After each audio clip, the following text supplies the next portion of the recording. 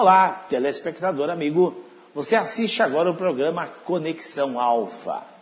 O programa Conexão Alfa é feito em nome do Instituto de Pesquisas e Tratamentos Humanísticos.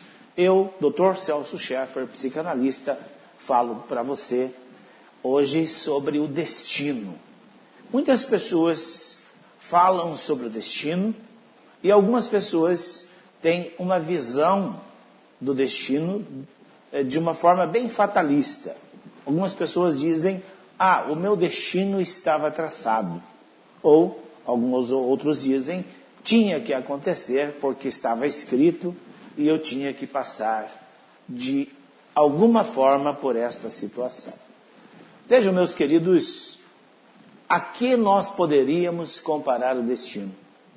Tem algumas pessoas que sofrem, trabalham, lutam, esperneiam, fazem de tudo, são criativos e não conseguem prosperar. Outros têm o maior desejo de serem felizes nos relacionamentos, tanto afetivo quanto pessoal, e não conseguem. E alguns colocam a culpa no destino. Alguns observamos que têm um destino leve, outros, no entanto, têm um destino pesado, um destino funesto. Mas se nós pudéssemos comparar o destino, compararíamos a quê? Eu costumo sempre dizer que poderíamos comparar o destino com um cavalo fúlgido e preguiçoso. Se você não cuidar, ele foge do seu controle. E se você não esporear, ele não anda. Então, um cavalo fúlgido e preguiçoso, assim nós podemos comparar o destino. Agora, o que é que comanda o nosso destino? Como o nosso destino é comandado? Será que já nascemos predeterminado a ser feliz ou infeliz? A ser próspero ou a sermos pobres? Vejam, meus amigos, que se fizéssemos aqui vários questionamentos sobre o destino, talvez ficaríamos horas e horas filosofando sobre o destino e talvez não chegaríamos a um denominador.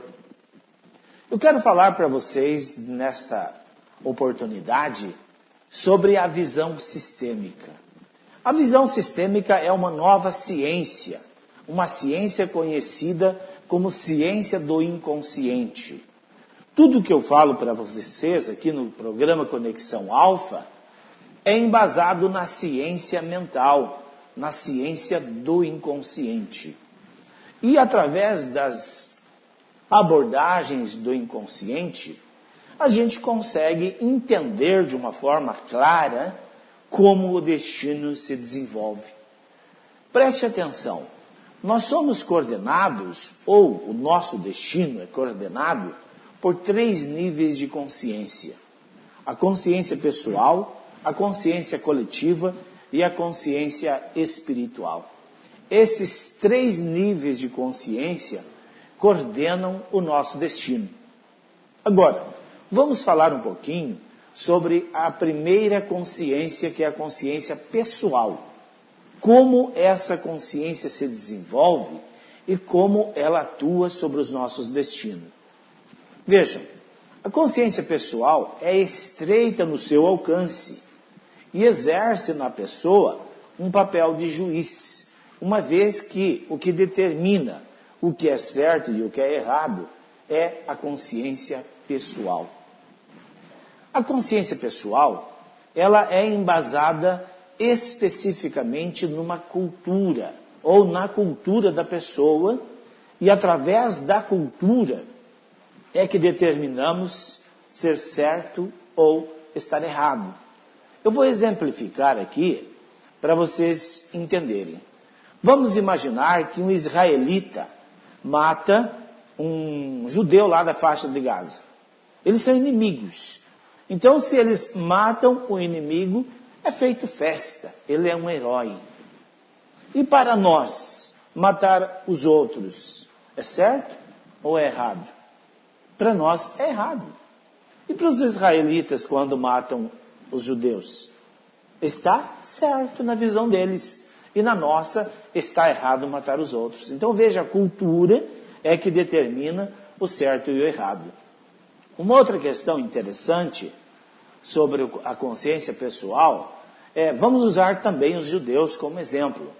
Para os judeus, comer uma costela comer carne de porco é abominável, e quem comer carne de porco vai arder no fogo do inferno. Assim diz a cultura judaica.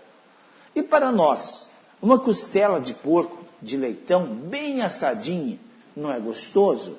É. Mas então quem que está certo? Eles ou somos nós?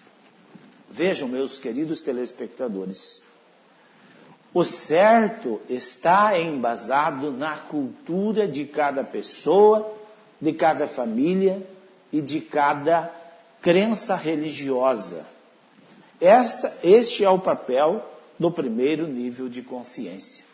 Uma outra questão também que é interessante falar sobre consciência pessoal é onde começa a emaranhar o destino das pessoas, o nosso destino, embasado na cultura. Vejam, vamos falar agora de algo mais profundo. Vamos falar sobre a vida, sobre o aborto, por exemplo. Vamos imaginar que a mamãe tem uma criança, fica grávida, e aos 6 meses ela perde este bebê. Então ela vai para o hospital, lá faz todo o procedimento médico e a mamãe volta para casa. E aquela criança, o que foi feito com ela? A nossa cultura diz que se pesar 390 gramas, vai ser enviado para o necrotério. Mas não tem um ritual fúnebre, não tem um batismo desta criança, simplesmente ela é relegada ao esquecimento, como se nunca estivesse presente ali como vida. E se este feto tiver sorte de pesar 390 gramas, ele é encaminhado para o necrotério. E se não for, se ele levar o azar e pesar 380 gramas, é jogado na lata do lixo. Não é considerado gente. Então vejam, a cultura pessoal nossa diz que se pesar 390 gramas é gente, se pesar 380 gramas não é nada. Aí é que começam os problemas nas nossas vidas e o nosso destino começa a emaranhar. Isso é um exemplo que eu estou dando. Por quê? O nosso destino não é coordenado exclusivamente pela consciência pessoal. Algumas pessoas acham que comandam e coordenam os seus destinos através da consciência pessoal, e isso não é verdade. Quem gostaria de ter problema? Quem gostaria de ter dificuldades financeiras? Quem gostaria de ter dificuldades nos relacionamentos? Ninguém gosta de ter esses problemas. Mas por que tem? Porque existe uma outra consciência que determina. E eu disse no início que nós somos coordenados por 3 níveis de consciência. Falei da primeira, que é a consciência pessoal, aonde erroneamente nós achamos que coordenamos o nosso destino por esta consciência. E infelizmente não é verdade. A consciência coletiva, que é uma consciência mais ampla, ela abarca a consciência primeira, que é a consciência pessoal, quer dizer, ela é maior e abraça esta consciência. E a consciência coletiva está a serviço do agrupamento, está a serviço do direito de pertencer e também está a serviço do vínculo. Vejam como eu relatei antes o exemplo do aborto. Quando a mamãe perde uma criança, não é feito um ritual fúnebre, não é feito um batismo, é como se aquela criança não existisse. E a mãe tem 4 filhos e 3 abortos. Se perguntar para a mãe, quantos filhos você tem? Ela vai dizer 4. Os 3 não são contados, são excluídos. Inclusive, na verbalização da mãe, no número dos filhos. Aí entra no nosso destino, sem a gente perceber, a consciência coletiva. A consciência coletiva está a serviço do pertencimento. Aqueles 3 abortados, como no caso que eu citei, ou pode ser 1, eles precisam ser trazidos de volta. E aí entra em ação a terceira consciência, a consciência espiritual. A consciência espiritual, ela não tem senso de bom nem de mal, nem de certo, nem de errado. A consciência espiritual se baseia única e exclusivamente em um sentimento ou uma ordem, a ordem do amor. Entendam que a consciência pessoal exclui pela cultura, a consciência coletiva quer incluir novamente e a consciência espiritual promove o meio para aquele abortado ser trazido de volta no sistema. Aí é que o nosso destino começa a entrar num emaranhado sem tamanho. Por quê? As crianças ficam hiperativas, os jovens não se encontram na vida, se desviam daquilo que chamamos de moralidade, caem muitas vezes na bebida ou na dependência química, e aí nós falamos, que destino desgraçado dos usuários de droga. Aí, aquilo que nós não imaginamos e nunca questionamos, o que há por trás do nosso destino? O que existe por trás de um destino de uma pessoa fracassada? Fracassada financeiramente. O que há por detrás do destino de uma pessoa fracassada amorosamente? O que há por detrás do destino de um alcoólatra? O que há por trás do destino de um dependente químico?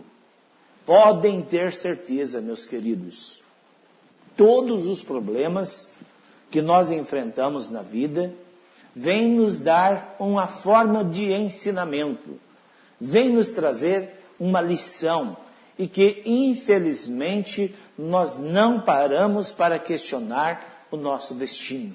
Alguns entram na dinâmica das reclamações, começam a reclamar por tudo e de tudo, e outros entram ainda numa dinâmica de revolta. Eles se revoltam contra o destino, se revoltam contra os problemas.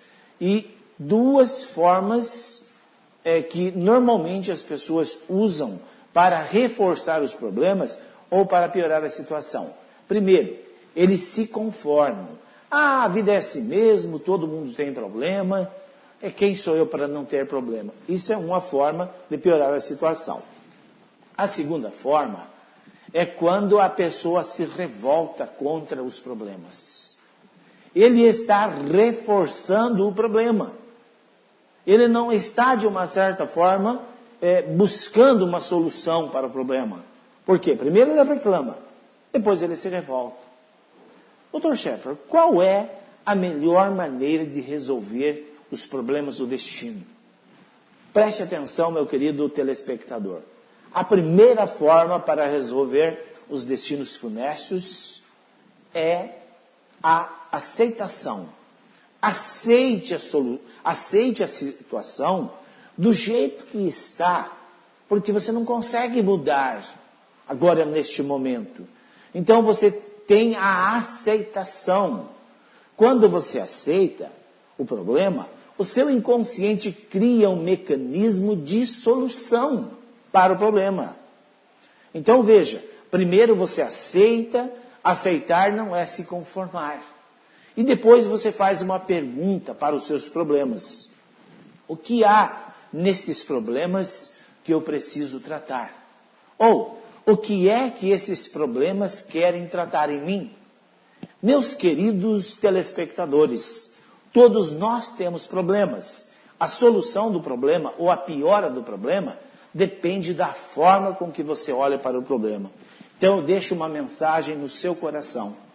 Independente do seu problema, aceite ele. Aceite o problema.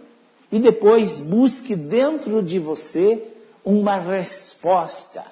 Qual é a mensagem que este problema traz para você? Pense nisso. Um grande abraço E eu volto amanhã.